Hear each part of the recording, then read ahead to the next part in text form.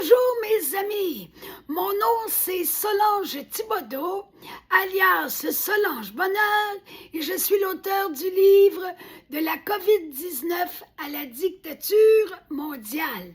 Aujourd'hui, jeudi le 6 août 2026, je suis rendue au bas de la page 276 et hier, je vous laissais en vous disant que je ne supporte pas la violence injuste du gouvernement qui nous impose inutilement des contraintes asservissantes. À première vue, les gouvernements justifient leurs consignes sanitaires sous couvert des meilleures intentions du monde, celle de sauver des vies et de préserver la santé des populations. De prime abord, comment ne pas applaudir devant ces nobles aspirations? Par contre, les valeurs et la philosophie dictant les mesures sanitaires par les gouvernements ne s'inspirent pas vraiment des valeurs chrétiennes malgré les illusions qu'elles génèrent. En brandissant le spectre de la mort et la terreur qu'elle inspire, ils écrasent les peuples du monde en anesthésiant leur raison. Dans l'unique distraction de regarder, dis-je, la télévision à longueur de journée, des personnes âgées perdent pied. Elles s'effondrent dans une anxiété sans nom à ressasser les conditionnements médiatiques des derniers mois. Des plus jeunes aussi, obsédés par la peur de la mort et du virus, vivent continuellement aux aguets. Ils tremblent dans la crainte excessive de poser un geste fatal, en oubliant de se laver les mains après avoir touché une surface infectée, par exemple. Sinon, par un contact physique trop étroit avec un étranger à l'épicerie ou ailleurs. Pensons-y à la lumière du fait que, médicalement parlant, nous possédons toutes les preuves que ces consignes sanitaires largement démesurées ne se prêtent pas à la prétendue gravité de la situation, sauf pour les gens très âgés ou très malades, ce qui ne concerne qu'une très petite part de la population. Une obsession rapidement infernale s'empare de tant de pauvres personnes abusées.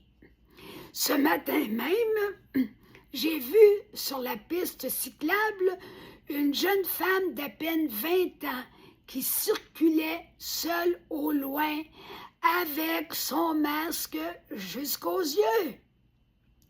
Sans compter les personnes qui voyagent seules en auto en portant leur masque de la même manière.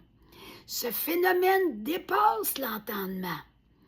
Par qui ou par quoi ont-elles peur d'être infectées, seules dans l'espace cloisonné de leur voiture?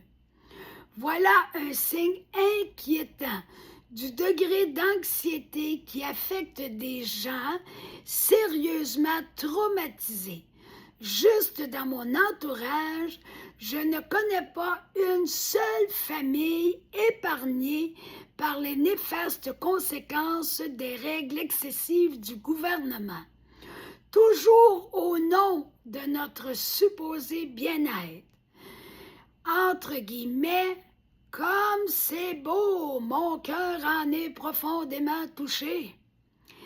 Dernièrement, une amie, cumulant près de 60 ans de mariage, craignait de perdre son mari gravement malade dans un CHSLD, sans lui faire ses derniers adieux.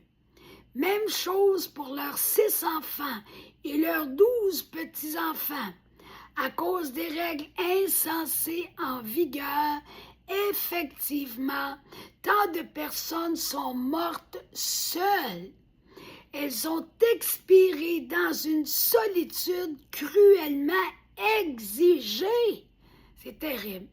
Un isolement froid et inhumain, sans la présence si réconfortante de leurs proches à un moment crucial de leur vie. Moi, j'ai été témoin de tout ça par cette amie de très longue date que j'aime énormément et j'ai vu sa souffrance et celle de ses enfants. Et c'est vraiment pas un cadeau. Je connais un homme retenu inutilement 6 mois de plus en Europe. Il s'inquiétait de sa fille qui souffre d'un cancer et de son petit-fils d'âge préscolaire qui le réclamait à grands cris. D'autres ont vécu et vivent encore des situations similaires ou pires, conséquemment aux délirantes mesures sanitaires exigées. Les histoires douloureuses se multiplient à cet effet. J'en suis parfaitement au courant. Je n'apporte que quelques exemples. Chacun de nous également peut témoigner d'autres circonstances pénibles vécues pour eux ou leurs proches. Si, au moins, elles étaient justifiées, nous leur donnerions un sens. Mais non, ce sens n'existe pas. Ne pas trouver de sens à ce que l'on vit et à ce que l'on fait peut rendre fou. C'est invivable. L'augmentation des suicides le démontre.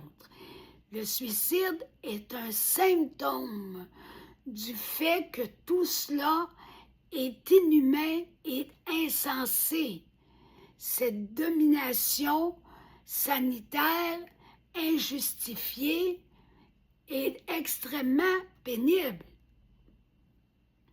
Une amie m'expliquait qu'une des plus grandes tortures psychologiques qu'un humain puisse subir consiste à lui faire creuser des trous dans la terre pour absolument rien. Quand le trou est creusé, le travailleur abusé remet la terre dans le même trou. Il recommence ainsi à l'infini. Il travaille pour travailler. Il s'épuise sans raison. En se pliant de force aux mesures sanitaires injustifiables et inutiles, les peuples du monde se sont éreintés à creuser des trous sans raison. Voyez-vous le parallèle, là? C'est souffrir pour rien. À rien du tout. La vie attend les responsables dans le détour. Et je suis patiente, mais je vous avoue que j'ai très, très hâte que les véritables responsables en payent la note et qu'ils soient mis en état de cesser de nuire à l'humanité. Quand on crache en l'air, ça nous retombe toujours dessus. Que dire des petits-enfants terrorisés par la peur de voir mourir leurs parents et leurs grands-parents s'ils les embrassent? Imaginez-vous les petits-enfants qui sont très sensibles et impressionnables. On leur a dit des conneries comme ça. Si tu embrasses ta grand-papa, grand-maman, tu risques de la faire mourir. Voyons donc. De quoi pour qu'ils pensent le restant de leur jour. Que de tourments pour ces pauvres petits-enfants. Une vraie torture psychologique et affective qui les maintient dans une anxiété et un sentiment de culpabilité innommable. Les médias les tourmentent par l'inquiétude de la mort et des terribles complications médicales associées à la COVID. Les enfants sont tellement impressionnables et vulnérables. Est-ce que le gouvernement se soucie d'eux? On dirait pas. On croirait désormais que notre gouvernement se substitue à Dieu Il nous laisse entendre qu'il prend bien soin de nous. Justement, il ne fait que le laisser entendre. 3 petits points. J'ai le sentiment que le gouvernement sacrifie la santé mentale de la masse humaine et même celle des plus jeunes afin de sauvegarder, entre parenthèses et en caractère gras, en apparence seulement, la vie des personnes physiquement vulnérables ainsi que les gens en fin de vie.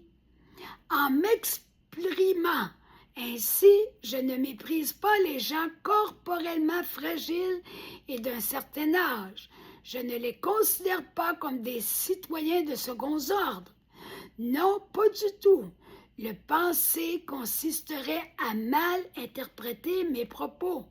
Moi-même, je me situe tout près de cette période de vie. Je ne me compte pas encore parmi les personnes âgées, mais je m'y rapproche à grands pas. Elles méritent tout mon respect et conservent à mes yeux leur dignité d'être humain à part entière. Il faut donc prendre soin d'elles avec amour et respect, jusque dans les limites de l'humainement et du chrétiennement acceptable, mais pas au-delà. Pas au point que le reste du monde en paye un prix exorbitant et injustifiable. Je vous laisse là-dessus. On se retrouve demain. Et d'ici là, je vous encourage à liker ma vidéo, à la partager, à vous abonner à ma chaîne. Et n'oubliez pas d'aller vous procurer mon livre, soit en format numérique gratuitement ou en format papier pour seulement 40 $. Allez à ma première publication de ma page Facebook et vous aurez toutes les informations nécessaires. Donc, à demain!